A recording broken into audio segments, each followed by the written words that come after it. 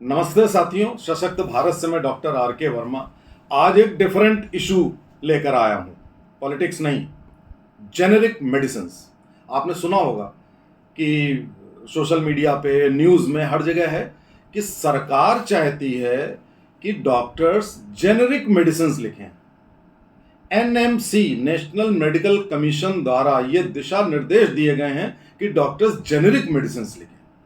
साथियों, आपको बताऊंगा, आप ही को नहीं, सरकार को भी, कि जेनेरिक वर्सेस ब्रांडेड मेडिसिन का अर्थ क्या है। जेनेरिक जेनेरिक से पहले आप ब्रांडेड समझिए।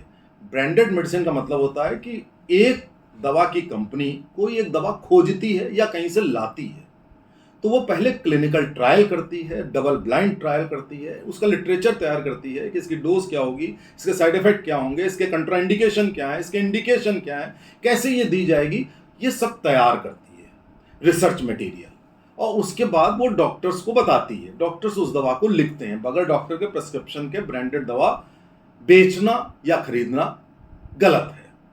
ये तो हुआ ब्रांडिंग। अब आप जानिए जेनेरिक क्या होती है। जब यही दवा, ब्रांडेड जो दवा है, इसका एक पेटेंट होता है एक लिमिटेड समय के लिए। जब वो समय खत्म हो जाता है तो जेनेरिक दवा का मतलब है कि बल्क मैन्युफैक्चरर जो होते हैं, जो बहुत सारी संख्या में होते हैं, वो उस दवा का रॉ मटेरियल खरीद करके उसकी गोलियां या उसके इंजेक्शन बनाना शुरू कर देते हैं।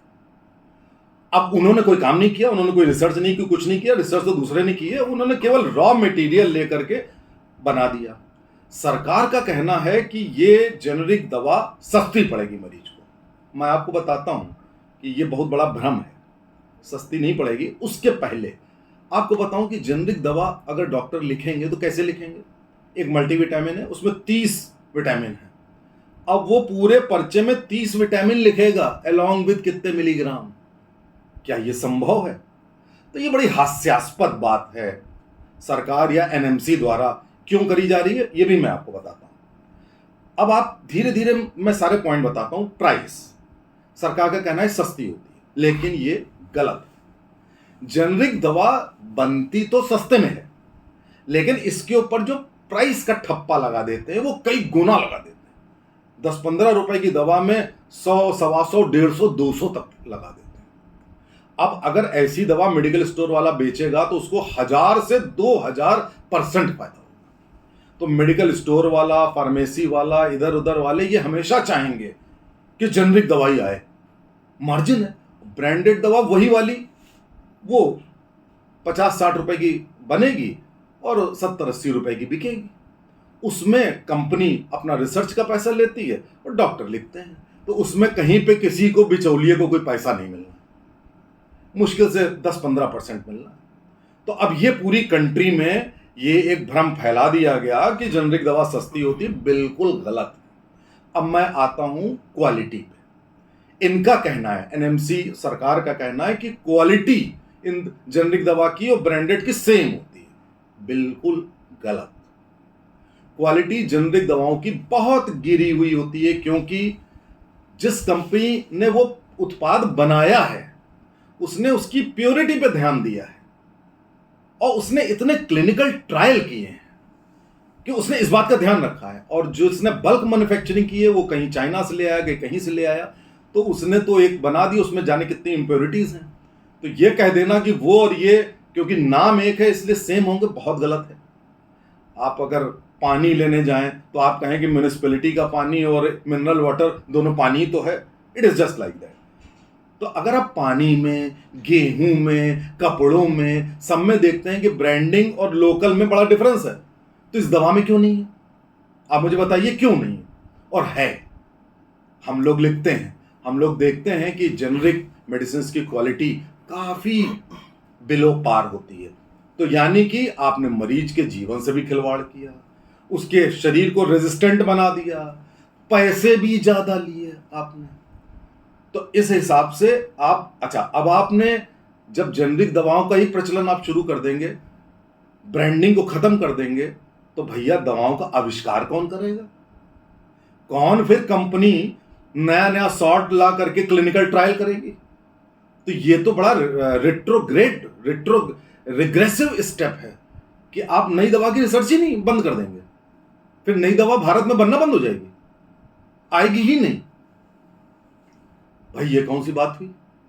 तो इस तरीके से बात यहां की तो ब्रांडिंग में आपका बड़ा नुकसान हो रहा है, मरीज का नुकसान हो रहा है, नई नई दवाएं भी नहीं आएंगी, कोई रिसर्च नहीं होगी, और जेनरिक जो घिसी पिटी हैं, जो डब्बे में भरी हुई आप निकाल करके उसमें पुड़िया में दे देते हो, वो आप दवा दोगे।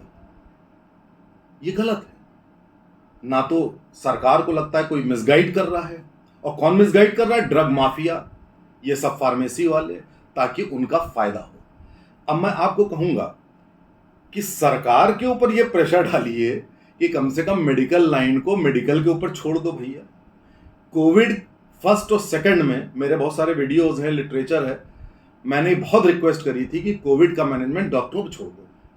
उसका मैनेजमेंट डीएम कर रहे थे, ब्यूरोक्रेट कर रहे थे। ऐसा वार्ड होगा, ऐसे भर्ती करोगे, ये दवा दोगे, प्रोटोकॉल बनाओगे, बड़ा लेथन कटी, बहुत गड़बड़ियां हुई।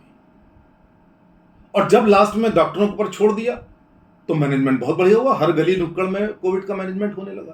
तो आप जिस चीज के बारे में आपको मालूम ही नहीं है, तो आप कैसे उसमें आप गाइडलाइन बना रहे हो, मुझे तो मेरी समझ के परे है। मैंने एक सजेशन दिया था गवर्नमेंट को, मैंने कहा था कि एक बॉडी बननी चाहिए autonomous, surgeon general of India, जिसका कोई इकोनॉमिक इंटरेस्ट ना हो। अब ड्रग कंट्रोलर होता है, उसका इकोनॉमिक इंटरेस्ट है, सब जानते हैं वो क्या क्या होता है वहां पे, पैसे का खेल।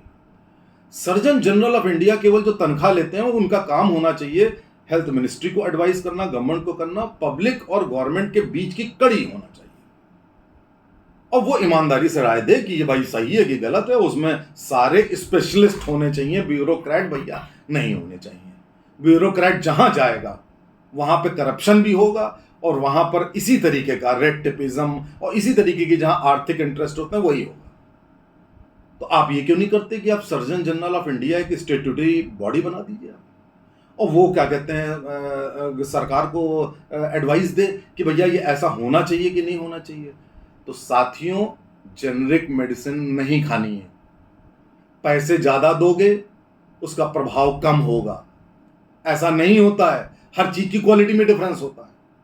और दूसरा, आप ये काम करोगे कि फिर नई दवाएं बनना बंद हो जाएंगी और जेबें भरेंगी कुछ लोगों की। इसलिए ऐसा ना हो कि यहां से डॉक्टर भी पलायन और कर जाएं अमेरिका, जैसे कि कर रहे हैं। आप अगर ऐसा माहौल बना दोगे तो कौन काबिल आदमी इस देश में रहना चाहेगा? Please don't interfere my dear government. और जो लोग भी हैं, ये कम से कम इस बात को देखें कि भैया हमारी चीज हमारे पे छोड़ दो, हम मरीज को ठीक करेंगे और कम पैसे में करेंगे और बेहतर दवाओं से करेंगे। नमस्ते, जय हिंद।